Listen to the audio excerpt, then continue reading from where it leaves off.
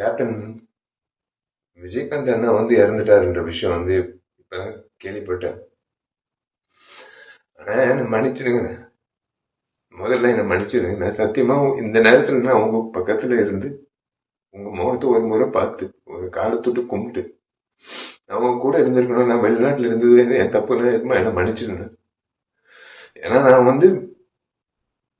நல்லது செய்யறது சாதாரண விஷயம் இல்ல. எங்களை மாதிரி ஆளுங்க நல்லது செய்யறது சாதாரண விஷயம் இல்ல. எங்கேயோ ஒரு ஒரு யார்கிட்டயும் கத்துக்கிட்டு இருந்திருக்கணும். அது நான் உங்ககிட்ட நான் கத்துக்கிட்டேன், சத்தியமா சொல்றேன். ஏன்னா உங்க அலுவலகத்துல கிட்டத்தட்ட 20 வருஷம் முன்னாடி நான் கேள்விப்பட்டிருக்கேன்.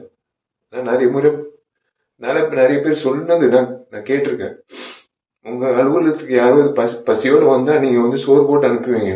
அதேதான் நானும் செய்யணும் அப்படின்னு இறங்கினேன். அதே மாதிரி நீங்க எவ்வளவு உதவி பண்ணியிருக்கீங்க இந்த சமுதாயத்துக்கு.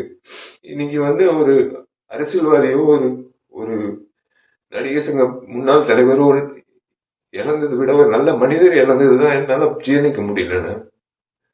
இன்னைக்கு நடிகர் சங்கத்துல நாங்கெல்லாம் பொறுப்பேற்றதுக்கு அப்புறம் உங்களை சந்திக்கும் போது பிரேமலதா அம்மா சொன்ன ஒரே விஷயம் தான், நீங்க அந்த பத்திரத்தை மீட்டுட்டு எடுத்துட்டு வரும்போது உங்க வீட்டு நகை கூட அந்த அளவுக்கு நீங்க ஒரு ஒரு ஒரு விஷயமாவே எடுத்துக்கல. நீங்க அந்த பத்திரத்தை அப்படியே ஒரு பொக்கிஷமா நீங்க உங்க லாக்கர்ல வச்சீங்கன்னு அந்த அம்மா சொல்லும் போது, நீங்க செஞ்ச உதவிகள், நீங்க செஞ்ச விஷயங்கள், இந்த நடிகர் சங்கத்துக்கு நீங்க நடத்தின அந்த நிர்வாகம், அரசியல்வாதியா நீங்க அவ்வளவு துணிவா நீங்க பேசின பேச்சு, உங்க செயல்பாடு, ஒரு நடிகனா நீங்க இவ்வளவு பேர் வாங்கியிருக்கீங்க.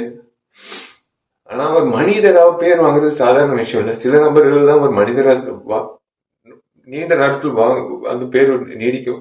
அந்த வகையில நீங்க இருக்கீங்க. மன்னிச்சுங்க. உண்மையிலே நான் சத்தியமா சொல்றேன், இன்னைக்கு நான் உங்க பக்கத்துல இருந்திருக்கணும், முறையா உங்க பக்கத்துல இருந்திருக்கணும்.